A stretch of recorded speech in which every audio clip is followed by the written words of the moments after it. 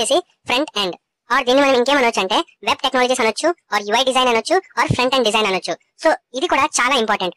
So ఇది ఎందుకు use చేస్తారంటే ఫర్ డెవలప్ యూజర్ ఇంటర్ఫేస్ కోసం. సో యూజర్ కి కనిపించే వెబ్ పేజ్ మీద దాన్ని క్రియేట్ చేయడానికి ఈ ఫ్రంట్ ఎండ్ అనేది యూజ్ చేస్తాం. సో ఈ ఫ్రంట్ ఎండ్ లో బేసిక్స్ ఏమంటే HTML, CSS. సో HTML అంటే అందరికీ తెలుసు, hyper text markup language. CSS అంటే cascading style sheet are JavaScript. So ఇది ఈ ఫ్రంట్ ఎండ్ కి బేసిక్ పార్ట్ అన్నమాట.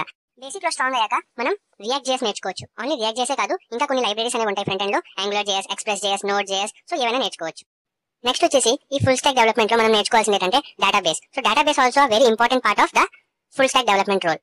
సో ఈ డేటాబేస్ లో కూడా కొన్ని సీక్వెల్స్ అనేవి మనం నేర్చుకోవాలి. సో ఆ సీక్వెల్స్ ఏంటంటే SQL అండ్ PLSQL. సో ఈ డేటాబేస్ లో మనం SQL అండ్ PLSQL అనేది నేర్చుకుంటాం. సో మనం ఈ ఫుల్ స్టాక్ డెవలప్మెంట్ కోర్స్ లో ఇవన్నీ నేర్చుకుంటాం.